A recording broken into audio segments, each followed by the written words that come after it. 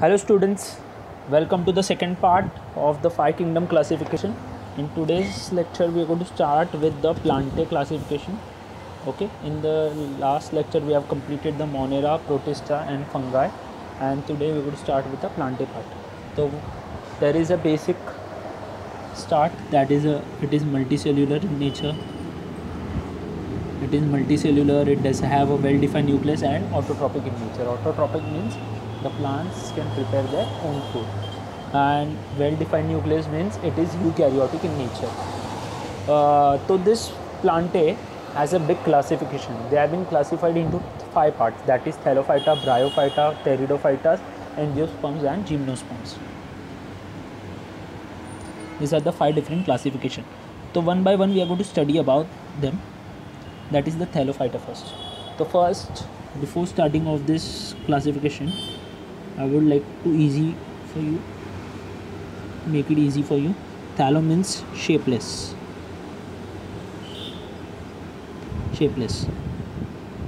and phyta means plants.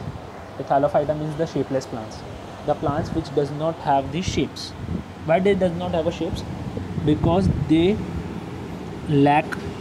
do not have stem,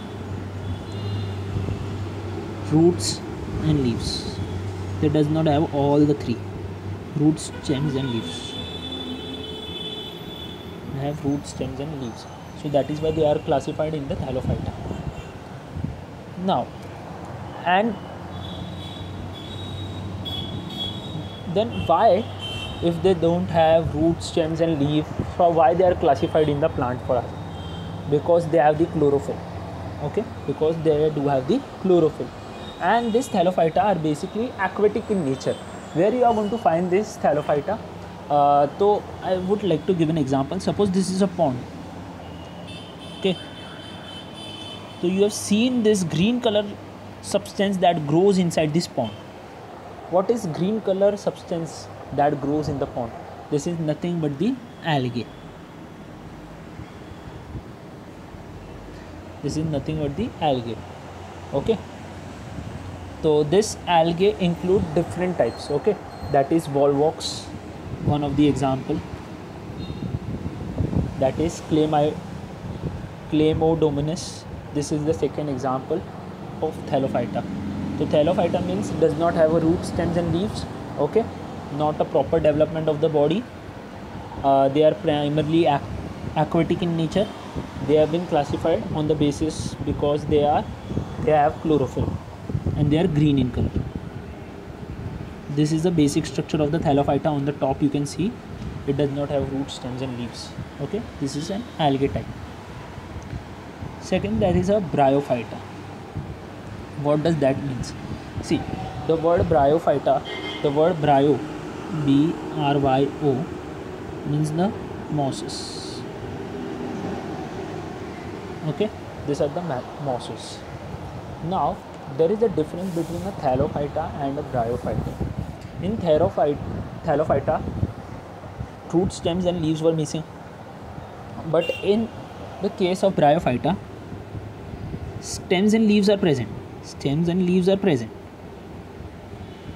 Stems and leaves are present, but there is an absence of the roots. They does not have a proper roots. They have a false root-like structure. What does that mean? They have false root-like structure. That is called rhizoids. They are the false root-like structure. Okay, they are called the rhizoids. They are generally autotrophs in nature. What does that mean? That they can prepare their own food. Where does we are going to see this Bryophyta? If suppose I make a tree. Okay, so in the rainy seasons you have seen this part. Okay, a greenish color structure that grows on the plants. What is this greenish color structure? This is greenish color structure is nothing but they are the mosses. Okay, which grows on this trees. Okay, this green color. And what is the function of their The function of this bryophyta is to obtain the nutrition from the plants, because this bryophyta do not have vascular system. What does that means? You have heard this word in your 8th standard also, vascular system. That is, it does not have a proper xylem and phloem. It does not have the vascular system. Okay, it obtains of the nutrition. It obtains of the nutrition from the other plants.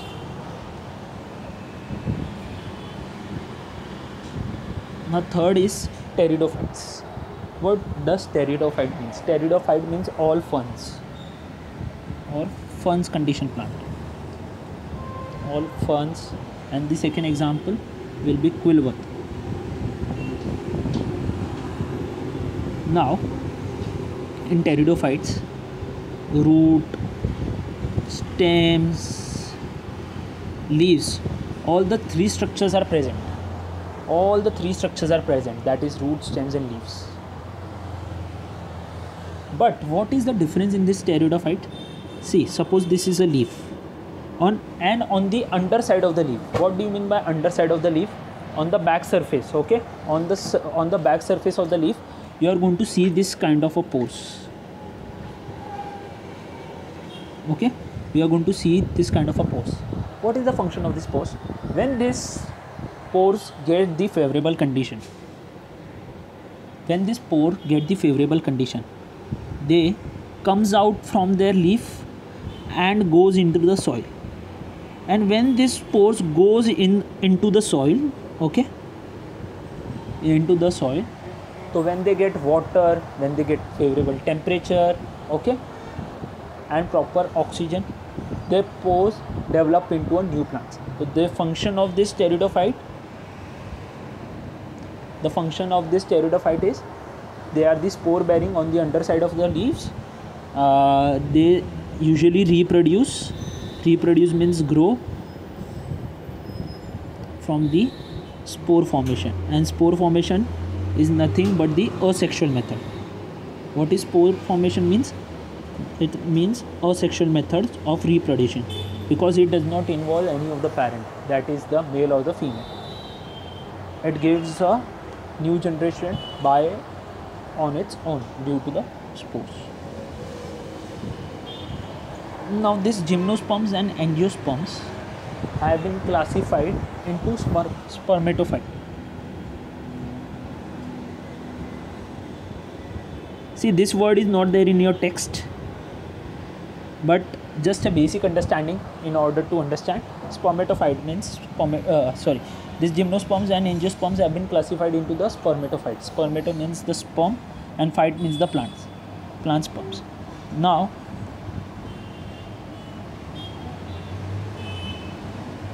first I am going to discuss about the angiosperms. What does angiosperm means and what does the word mean? The word angio, okay, the word angio means cover, and the word sperms means seed. The word angio means cover and the sperm means seeds. Okay, now let's understand what do you mean by covered seeds. See, we all know that part. When the flower get modified, it gets converted into the fruit. Now, so what are present in the flower that helps to convert into a fruit? There are present of the two reproductive organs. That is, a male one is called pollen and the female one is called ovule. When this pollen and the ovules pollination is done, okay, from this pollination fertilization is going to occur, and from that fertilization a fruit is going to get developed. So whenever we get the fruit, so inside the fruit, what is the development? What we can see, there are the tiny structure which are present, and these structures are called the seeds. So we can see inside this fruit there was a development of this so called seeds. So that is why they have been classified into angiosperms. Almost 90 to 95% of the universe is made up of this angiosperms only. Okay, the seeds are enclosed in the fruit. These angiosperms have been classified into two parts, that is the monocots and dicots. Monocots, I am going to write the word up cots, mono and di. What does mono and dicot means? See, monocot means if you are going to assume the structure of a rice, it is like this.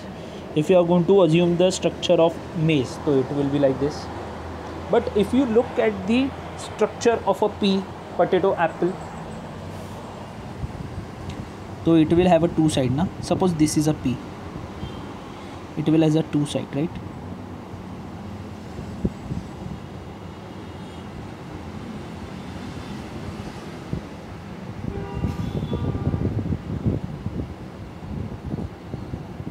This is a pea, this will have a two side. This is the first and this is the two. So that is why this has been classified as the dicots, and the first one is called as the monocots. Now see, monocots, the leaves of this monocots have the parallel venation. What does that mean? Suppose this is a monocot, parallel venation means like this. And dicots have the reticulate venation. Reticulate means like this. You have seen the plants, okay? You have seen this kind of a structures, okay? This spider kind of a web kind of a conditions. This web kind of a condition are nothing but the reticulate venation, which we are going to see in the dicots, and these are nothing but the parallel venation condition. You have heard this word parallel in the maths. Okay, these two different types of the angiosperms we are going to see. So this parallel and reticulate is very important because they have asked in they might ask you in the school exams as well as in the boards.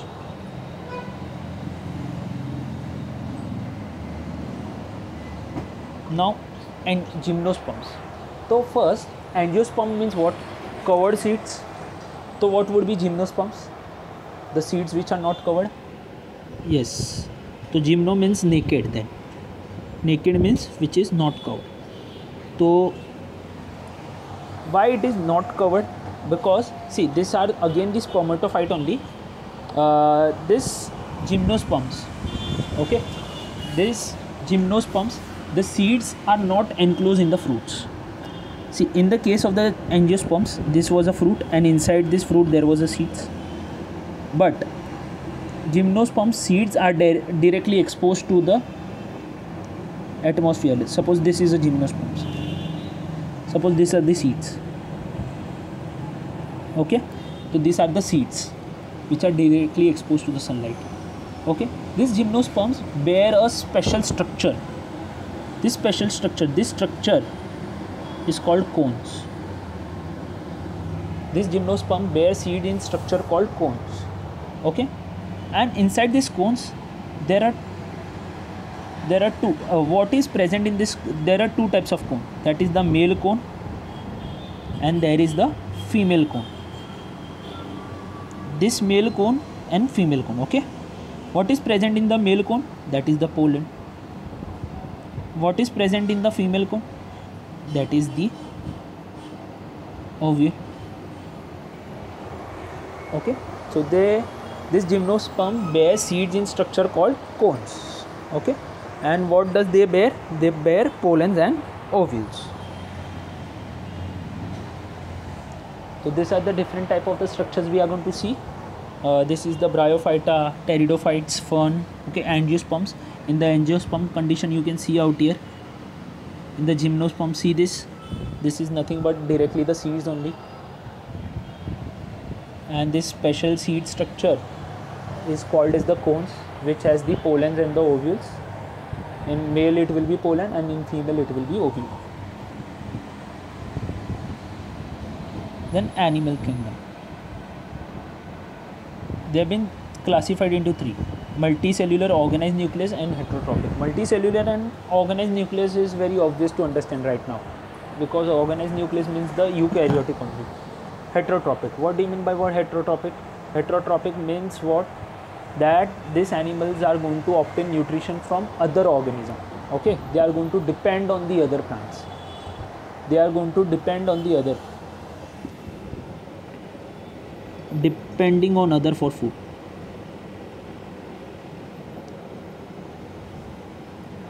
for food.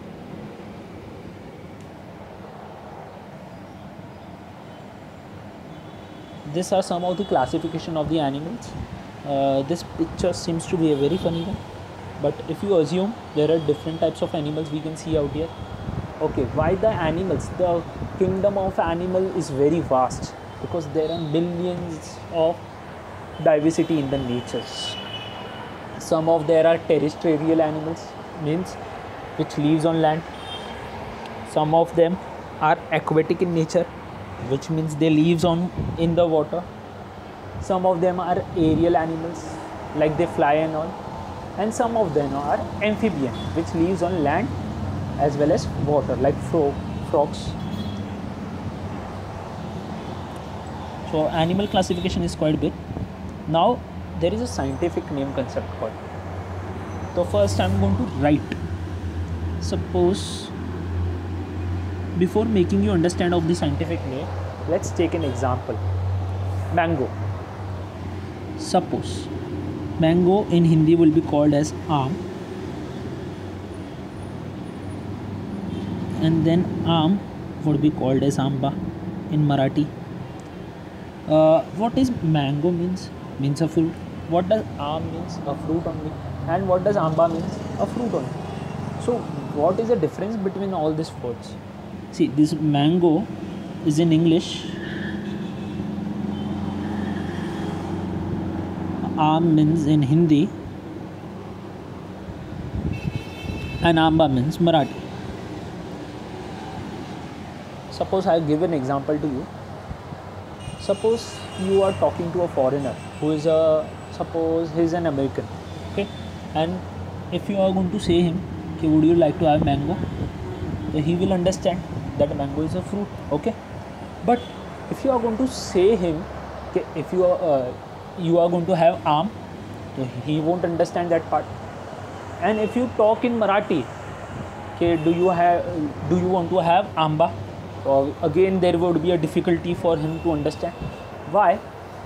See, all the three words means the same only, mango, aam and amba. So why there was a difference between this part? Okay, why the person was not able to understand? Because different region have different languages. Different region has different languages. Mango is in English, but if someone spells it in Chinese language, if someone spells it in German language, so it becomes very difficult for us also to identify. Okay, there are different language. Spanish language, so these are the different language. If suppose in Chinese someone says amba, Germany or Spanish, so it becomes difficult for us also to understand because we are not familiar with this language. So that is why, in order to avoid the confusion, scientists have came up with a new idea. The scientists from the different countries can understand one language, that is the scientific language. So they called it as binomial nomenclature. The word binomial means two, and nomenclature means name to give. What does that means? Name to give. Nomenclature means name to give. So let's take an example. This is a hill crow and this is the house crow. The hill crow is called Corvus macrohynocos and house crow is called Corvus splendens. Now, in both the cases, if you are going to see, the Corvus is same. So what does this Corvus means? This Corvus means genus. Okay, and Macrohynocos is the species. We have studied about the genus and species. So in both the cases, Corvus is the same, the genus is the same, but where is the difference that is occurring? In the species part. So the first is G and second one should be S. If you are going to look in the textbook also, there are different scientific names, okay? But there is some rule regarding that scientific name part. See, whenever you write means what?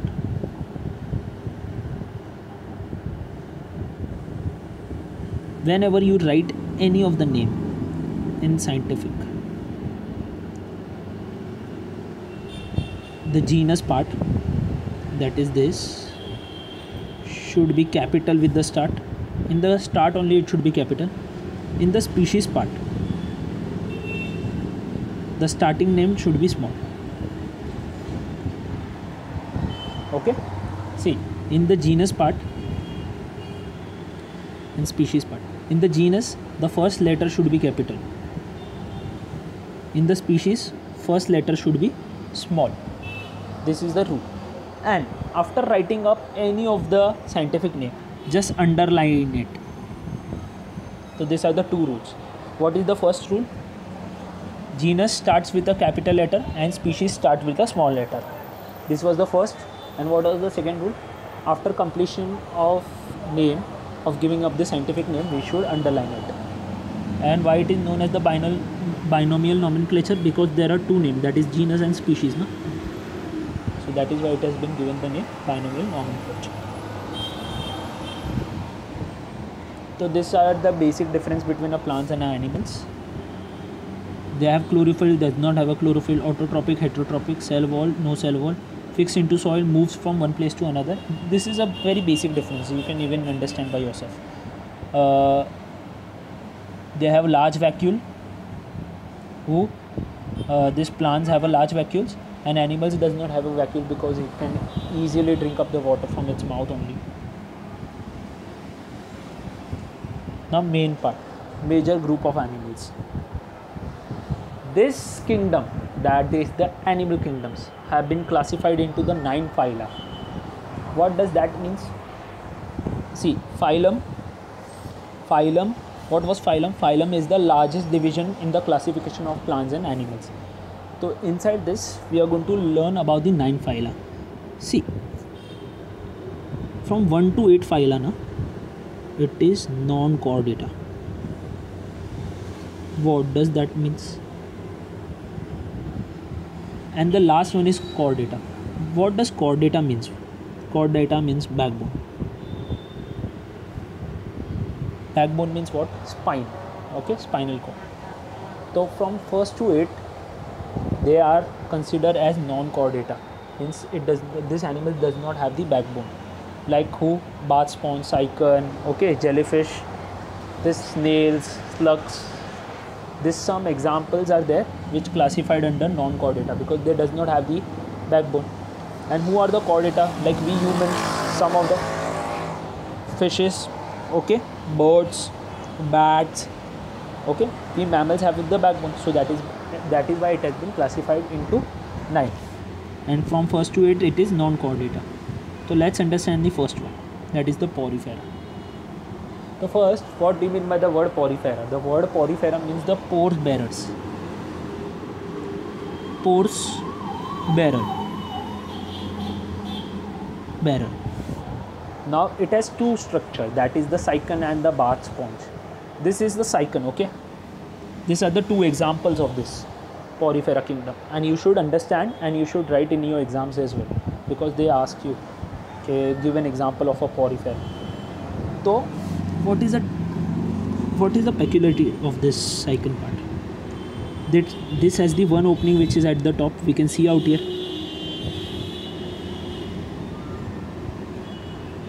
and we can see up the body of this cycon part with many pores. What does pore means? This holes. There are many pores on this body. What is the function of this pores? The function of this pore is to absorb food and water, okay. It works like a sponge only, okay, sponge. What is the function of the sponge? To absorb up the water. So same like that, this pores absorb up the food and the water. And the opening, which is called the osculum, okay, after the digestion of the food which is not been digested moves out from the body in the form of the excrete, okay. Excrete mean what? The waste of the food, okay. The food which is not required in the body has been thrown out through this osculum part, and pores are there for engulfing, okay, taking in of water and food, and this osculum helps to move the water out. And this cycon is attached with the substernum. Means what? That substernum means they are attached to the land or the rocks. Okay, they can't move. Now there is one more peculiarity. See, if it's going to absorb of the water and the food, so how it is going to absorb? So there are some spicules. What are spicules? Spicules are microscopic part, okay, which are not easily visible from your naked eye. It should be visible under the microscope only. They are present on the inner side of the body. Okay, inside this cycle, if you are going to see, so there are the spicules. What is the function of these spicules? Helps in absorbing of the food or digest. Okay.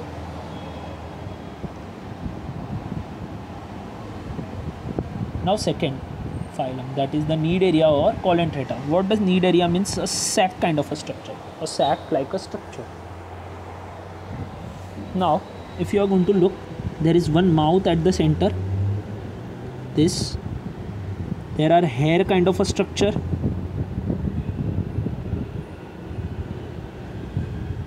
Which are known as the tentacles. These tentacles are nothing but like your hand only. So whenever we eat up the food, we take the help of our hand. So same like that, the tentacles. See, this Cnidaria and Porifera both are the non-moving organisms. They are fixed at one position. See, inside the Porifera, they have the pores on their body. So from where they can absorb of the water and food. But in the classification of the Cnidaria, they does not have the pores on their body. So that is why they do have a structure called tentacles, which are hair kind of a structure. What is the function of these tentacles? This function of the tentacles is to catch the organisms which is around this, okay, which is around him, and digest them. Okay, the function of the tentacle is like to catch the food organisms. This mouth serves for two parts. Taking in of food, it takes in and gives out. So this is a very peculiar function, I know. Okay, the part from where it takes up the food, from their part only the excrete goes out. Okay, so this is a very peculiar function. And they are mostly aquatic. You are going to find mostly in the fresh water. Okay, mostly in the sea. Very few you are going to find in the fresh water. Now, Flathelminthes. So before starting of the Flathelminthes, let's understand first three part. This Flathelminthes, Nematoda, Annelida, this 3, 4, 5. This have been basically classified as worms. Okay, they have been classified as the worms part. They are the crawling and the creeping animals. They are the crawling and the creeping animals. They are nothing but the crawling and the creeping animals. Now, crawling and creeping means what? See, in the before, like Porifera and Cnidaria, these two kinds, the organisms were fixed at one position. It can't move, right? But this can move. This Flathelminthes, Nematoda, Annelida, but not with the help of the legs. It is going to move with the help of their body. Okay, by crawling and creeping, like how the snake, it does not have the legs, then too it can go from here to there through crawling part. So this is the crawling part. Flathelminthes. The name itself suggests flat. So basically they are the flatworms. They have the soft body. They have this small soft body, and their bodies are unsegmented. Like this is the structure of the Flathelminthes. Okay, this is the structure. What does unsegmented mean? I will help you to understand with the help of the example of Nematoda. But before that, you just understand this is unsegmented body. Okay, they have only one opening, that is at the top, which is known as the mouth. Through the mouth only it takes in the food and throws out the food. It takes in the food and excrete out from this mouth only. Same like the Cnidaria condition. So I would like to give you a condition. Have you often suffered with a stomachache? We humans often suffered up with the stomachache. So now a question arises. Why does our stomach ache? Because the food which is present inside the stomach has been eaten up by these organisms. Okay, the food which is present inside the human stomach has been consumed up by these worms of Flagellanthus. So that is why they are called as the parasites. Parasites means what? They obtain nutrition from other. We eat food, right? The food which is stored inside the stomach has been eaten by these worms. So that is why they are called as the parasite. Means who obtains of the nutrition from other. So whenever there is a deficient amount of a food inside our body, so these worms try to eat up the food which is left in the body. So that is why there is a cause of a stomachache. And they live in and out. Okay, they live on or inside the animals as a parasites. They can be seen in the sea or the fresh water, and examples of such are liver fluke, they are planaria. These are the two examples. Don't study more. These are the two examples, that is etc. And you are going to study more about the tapeworms in the chapter 16. Now nematoda condition. First, nematoda. The word nematoda itself means circle. Okay, like this, like a ball. It's a circle. Even this nematoda are long. Okay. See, Flagellanthus was small. It was small like this. Nematoda are big. Okay. Even their body are unsegmented. What do you mean by segmented? See, if you are going to look at the earthworm now, suppose this is the structure of the earthworm, so we can see these segments. But if you are going to look at this two, that is Flagellanthus denoted by PL, and this is nematoda which is denoted by N, you are going to see, so they are unsegmented, means you does not have the segments. Okay. The difference between the Flagellanthus and nematoda, they are small as I said.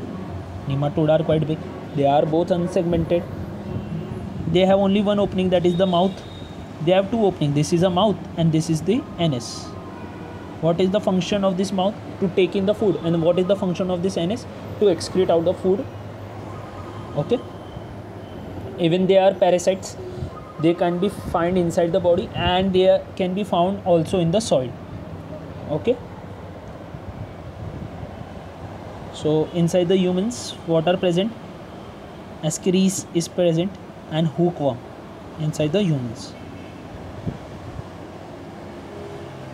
And inside the plants, in the soil as I said, so in the plants also eelworms. We are going to see this in potato plants.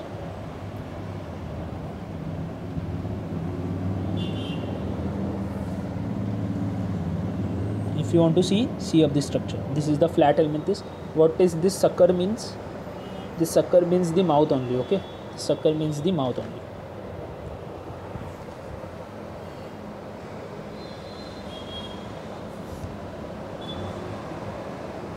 Now this is a nematoda.